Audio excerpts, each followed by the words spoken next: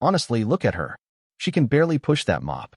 We're training pilots to command billion-dollar machines of war, and we've got relics like that shuffling around underfoot. It's a disgrace. The crowd of young, eager flight candidates chuckled nervously. The voice belonged to Command Sergeant Major Cade, a man whose authority was carved into the granite of his jawline and whose voice was a finely tuned instrument of intimidation. His words sliced through the sterile air of the Advanced Hydra Flight Simulation Center, a cathedral of chrome and flickering data streams where the next generation of air superiority was forged. He was pointing, with a theatrical and dismissive flick of his wrist, at a woman near the far wall.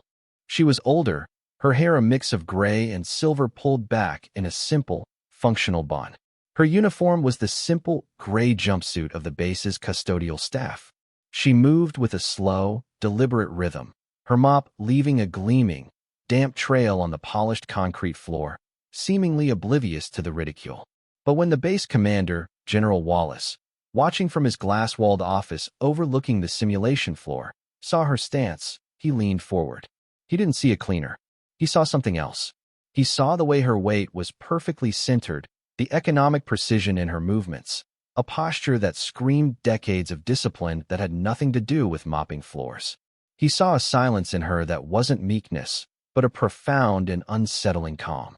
The recruits saw a janitor. Kate saw a nuisance. General Wallace saw a ghost from a past he thought was buried deep in classified files. The woman, Alara, offered no reaction. Not a flinch. Not a sigh. Her focus remained entirely on the task at hand, her expression a placid mask of professional detachment. Her silence was a vacuum, and into that vacuum, Cade's arrogance rushed to fill the space, echoing off the high ceilings, growing louder and more performative with every passing moment of her non-response. If you believe that true strength is forged in silence and proven through action, not announced with a trumpet, type competence below. The Sergeant Major's tirade was an exercise in practiced cruelty, a tool he used to weed out what he perceived as weakness in the new recruits. He saw their nervous laughter as a sign of allegiance, a confirmation of his place in the rigid hierarchy of the base. "You see, gentlemen," he boomed, gesturing grandly at the massive, multi-million-dollar Hydra simulator pod where two of the top candidates were currently engaged in a complex combat scenario. Excellence requires a sterile environment. It requires focus. Distractions, he paused, letting his gaze fall once more on Alara, are the enemy of precision. This is a place for warriors, for the tip of the spear. Not a retirement home. He was building to a crescendo, enjoying the rapt attention of the young men and women who hung on his every word. Alara, meanwhile, finished her pass along the wall. She methodically wrung out the mop head, her hands, wrinkled and seemingly frail, working the mechanism with a practiced efficiency that was almost hypnotic. There was no wasted motion, no sign of strain. It was the same economy of movement General Wallace had noted from above, a physical language that spoke of countless hours of repetition, of muscle memory so deeply ingrained it had become instinct. The recruits, following Cade's lead, saw only the slow, methodical work of an old woman. They missed the details. They didn't see the faint, silvery line of a scar that traced her left temple, mostly hidden by her hair. They didn't notice that her simple, worn work boots were laced in a specific, military-style ladder pattern, designed to be cut away quickly in an emergency. And they certainly didn't register the way her eyes, a pale and piercing blue, weren't just looking at the floor, but were scanning the entire room, taking in the status boards, the technician's frantic hand signals, the subtle flicker of a warning light on the main console. Her quiet presence was a mask, a form of camouflage so perfect that it rendered her utterly invisible to those who judged worth by the volume of a voice or the sharpness of a uniform's crease. Her silence was not empty. It was listening. The first sign of trouble was a discordant screech of digital static that cut through the low hum of the simulation center. On the main observation screen, the pristine blue sky of the simulated environment fractured into a mosaic of green and black pixels. A single, ominous word flashed in bold red letters across the bottom of the feed: cascade failure. Sergeant Major Cade's smug lecture died in his throat. Inside the sealed hydropod, two of his best recruits were now trapped in a flying coffin. Alarms began to blare, a chaotic symphony of urgent, overlapping warnings. The tech crew, a team of highly trained specialists, swarmed the main control terminal, their faces tight with a mixture of confusion and panic. "We've lost flight control. Hydraulics are non-responsive." One technician yelled over the din, "The core processor is in a feedback loop. I can't override the lockdown protocol." Another shouted, his fingers flying across a keyboard to no effect. The Hydra simulator, a marvel of modern engineering, had a critical design flaw, a feature born of paranoia. In the event of a catastrophic data corruption, the system was designed to automatically seal itself to protect the classified flight data within, making manual escape impossible until a full system reboot, which could take hours. Cade, his face now pale, began barking orders that were useless against the digital storm. He was a man of action, of physical dominance, but in the face of a complex system collapse, his authority evaporated. He was just another loud voice in a room full of rising panic. Amidst this escalating chaos, Alara calmly placed her mop into its bucket. She turned, her movements still unhurried but now imbued with a chilling sense of purpose. She walked not towards the exit, but towards the epicenter of the crisis, her path weaving through the frantic technicians with an unnatural grace. The recruits watched, bewildered, as the old cleaner approached a dusty, forgotten maintenance console set into the far wall, a relic from an earlier generation of simulators that had been decommissioned years ago but never removed. She ran a hand over the console's surface, wiping away a thick layer of dust. Her fingers, which moments before had seemed suited only for gripping a mop handle, now moved with a surgeon's precision. She found a small, almost invisible seam and pressed. A hidden panel slid open, revealing a manual input port and a series of toggle switches, their labels faded with age. The lead technician saw her and scoffed, even in his panic. "Ma'am, step away from there. That system hasn't been active in 20 years. Cade, desperate to reassert his control, started towards her. "Get her out of here. Now." But before anyone could reach her, Alara had produced a small, coiled cable from a hidden pocket in her jumpsuit. One end she plugged into the ancient port. The other, an adapter that looked strangely futuristic, she connected to a small, personal data slate she had also produced. A low, steady hum emanated from the old console as it powered on. The screen flickered to life, displaying not a modern graphical interface, but lines of raw, cascading code. The language of the machine itself. Her eyes scanned the torrent of data, her expression unchanging, her focus absolute. The panicked shouting of the tech team faded into a dull background roar. In her mind, the noise was gone.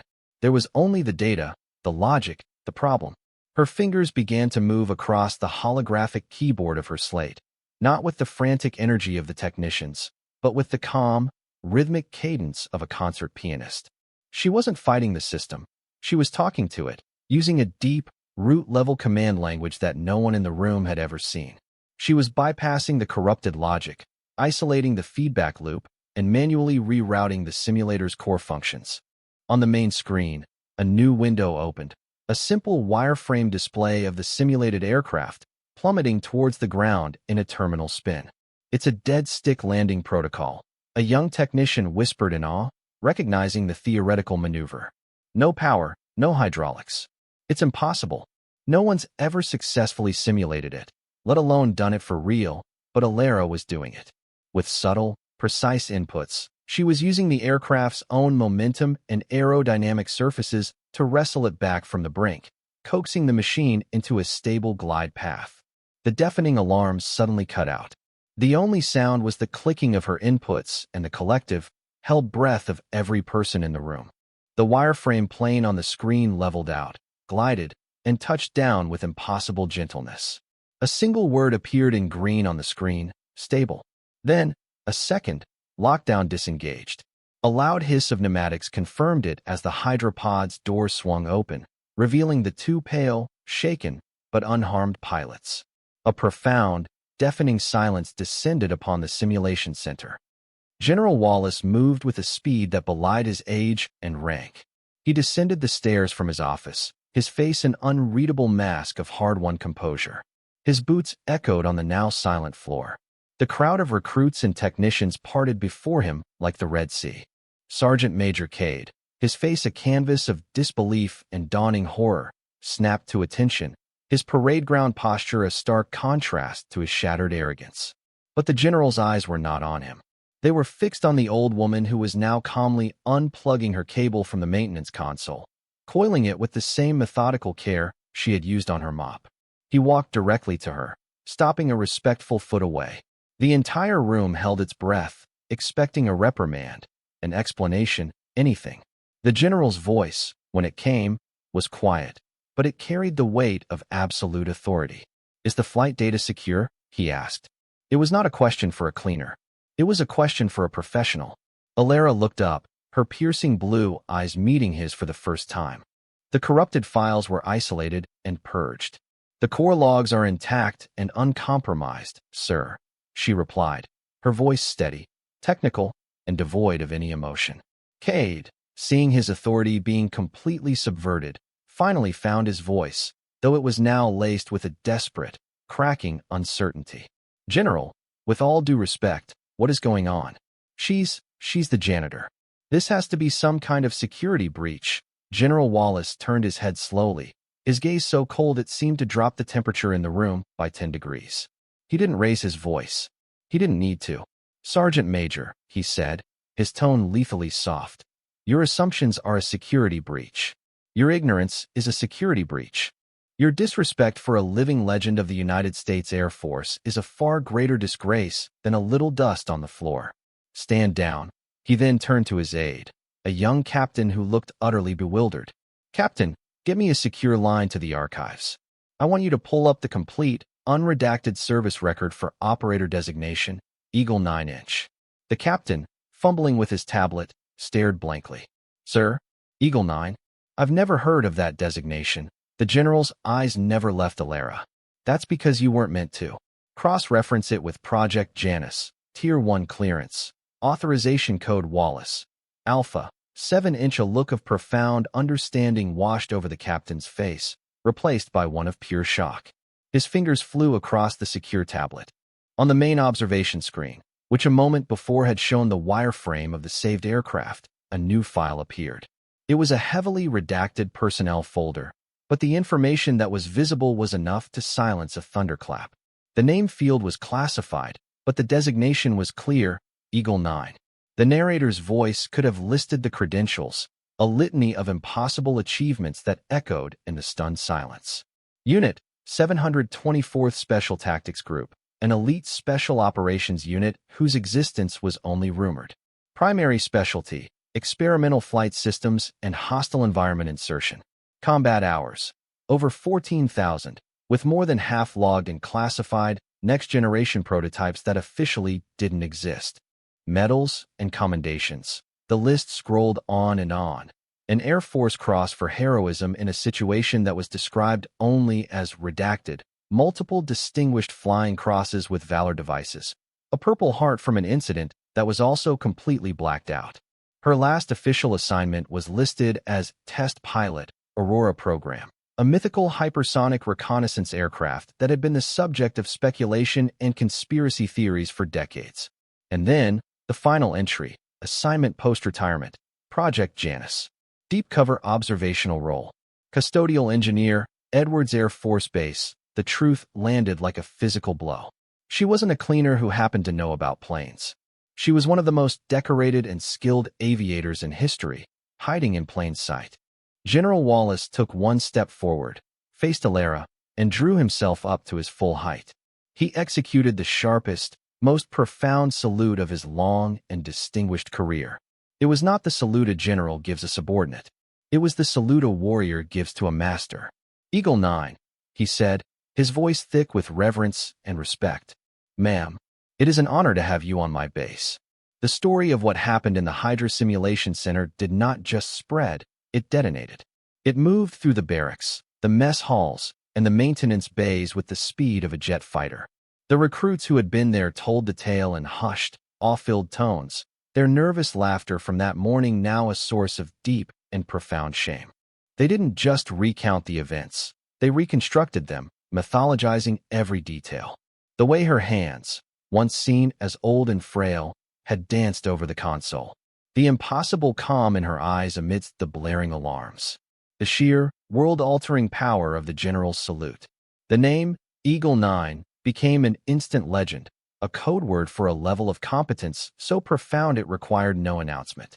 It was whispered from senior officers to new enlistees, a modern fable about the danger of assumptions. The simulation bay itself was unofficially rechristened. No one called it the Hydra Center anymore. It was the Eagle's Nest. The dusty maintenance console she had used was declared off-limits, preserved behind a hastily erected velvet rope like a holy relic in a museum. A few days later, Sergeant Major Cade, his face still etched with the humiliation of his public dressing down, approached Alara as she was quietly polishing the brass dedication plaque in the main lobby. He stood there for a long moment, struggling to find the words. The booming arrogance was gone, replaced by a raw, uncomfortable humility. "Ma'am," he began, the word catching in his throat. There's no excuse for my conduct. I was unprofessional. I was wrong. I apologize." Alara paused her polishing and looked at him. There was no anger in her eyes, no satisfaction, only that same unnerving calm. "Your apology is noted, Sergeant Major," she said, her voice even. "Assumptions are a heavy burden. It's better to travel light. Focus on the mission. Teach the recruits to see with their eyes, not with their prejudices. That's all that matters." She then returned to her work, the conversation, for her, clearly over. The dismissal was not unkind, but it was absolute. It was the quiet, professional response of someone for whom personal slights were irrelevant in the face of a greater duty. Cade took her words not as a simple platitude, but as a direct order from a superior officer, which, in the unspoken hierarchy of true skill, she undoubtedly was. The incident transformed him. The swagger was replaced by a quiet intensity. The loud insults were replaced by sharp, insightful questions. He became a better leader, a more effective mentor, because he had been forced to confront the vastness of his own ignorance. He started a new, informal training session for all non-commissioned officers on base, a seminar he bluntly called "Seeing Past the Uniform." He used his own failure as the primary teaching example, a brutal and honest lesson in humility that earned him more genuine respect than his years of blustering ever had. The legend of Eagle 9 became a teaching tool. It was no longer just a story, it was doctrine. Meanwhile, Alara's life on the base changed in subtle but profound ways. She still wore the same gray jumpsuit. She still pushed the same mop. But she was no longer invisible. Airmen would snap to a quiet, subtle form of attention when she passed. Pilots, about to step into the simulator, would often glance towards her, seeking a silent nod of approval. One of the young pilots who had been trapped in the Hydra pod, a brilliant but cocky flyer named Lieutenant Jensen, sought her out one evening. He found her sitting alone on a bench, watching the fighters practice their landings against the sunset. He didn't apologize. He asked for help. "Ma'am," he said, his voice full of respect. "In the pod, I panicked. I lost control. But you were calm. How do you do that? How do you stay calm when everything is falling apart?" Alara watched a fighter touch down perfectly on the runway before she answered. "You don't fight the chaos, Lieutenant," she said softly. "You find the silence inside of it. You focus on the one thing you can control. Your breathing. Your hands. The next correct action. The storm will pass. Your job is to fly through it." That single piece of advice, delivered by a woman in a janitor's uniform, would go on to save Lieutenant Jensen's life a year later during a real-world engine failure over hostile territory, an event that would earn him his own distinguished flying cross. The legacy of Eagle 9 was not in her past glories, but in the competence she was now quietly instilling in the next generation. A year passed. The culture of the base had undergone a seismic shift. The story of the cleaner who saved the Hydra simulator had become a foundational myth, the first story told to every new recruit and officer arriving for duty. It served as a potent and permanent reminder that rank, uniform, and title were merely indicators of a role, not the measure of a person's worth.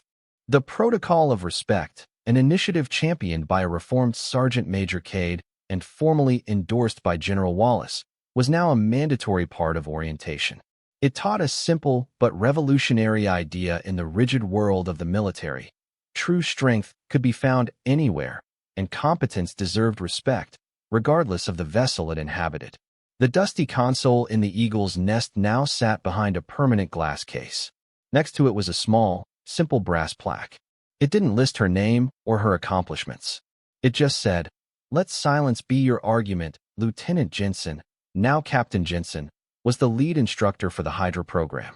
He was known throughout the Air Force for his preternatural calm under pressure, a trait he openly and frequently credited to the quiet wisdom of an old base custodian. He made it a point to end his first lecture to every new class of pilots with the story of Eagle 9, ensuring her legacy was passed on not as a fairy tale, but as a core principle of aviation excellence. Alara was still there. She still wore the gray jumpsuit. She still pushed her mop through the halls of the simulation center. But now, when she moved, there was a quiet reverence in her wake. People saw her. They truly saw her. They saw the living embodiment of the idea that what you are is infinitely more important than what you appear to be. They saw that a life of service did not end when the medals were put away and the uniform was retired. True legacy wasn't an entry in a history book or a name carved on a memorial. It was the competence, wisdom, and humility that you pass on to those who follow. It was the quiet, unseen work that strengthens the foundation for the next generation. Her presence was a constant, silent lesson. It taught the arrogant to be humble, the timid to be brave, and the observant to look deeper. She never spoke of her past, never acknowledged her own legend. She didn't have to. Her quiet, unwavering professionalism was a more powerful statement than any war story could ever be. She had proven that respect is not something you demand. It is something you earn, often when no one is watching. She demonstrated that true authority comes not from the rank on your collar, but from the undeniable weight of your competence. Young pilots would watch the way she methodically cleaned a window and see a lesson in focusing on a single task with absolute perfection. Seasoned officers would see her calmly navigating a crowded hallway and be reminded of the importance of grace under pressure. Her most profound impact was on the very nature of perception at the base. Before her, value was measured in visible metrics, flight hours, marksmanship scores, promotion rates. After her, a new, unwritten metric began to take hold: character. The quiet professional, the silent expert, the humble master. These became the new ideals to strive for. The culture began to reward not the loudest voice in the room, but the most effective one. In the end, the story of Eagle 9 was never about a single heroic act. It was about a lifetime of discipline that made that act possible. It was a testament to the fact that the most important work is often done far from the spotlight, and the most powerful people are often the ones you notice the least. Her legacy was not a memory of the past. It was a living, breathing principle for the future, carried forward in the hearts and minds of every person she inspired. For more stories where quiet competence triumphs over loud arrogance, and where a person's actions define their worth, subscribe to Unknown Heroine Stories.